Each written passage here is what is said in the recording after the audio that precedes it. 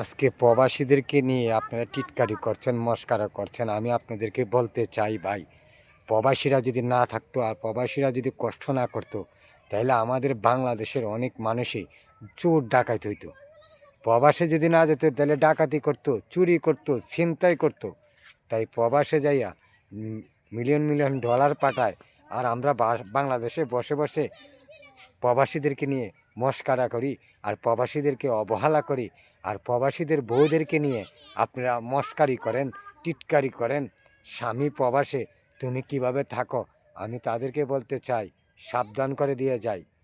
প্রবাসীর বউরা অনেক ধৈর্য ধরে, তারা স্বামীর ঘর করে, কারণ ছেলে সন্তানকে নিয়ে সুখে থাকার জন্য।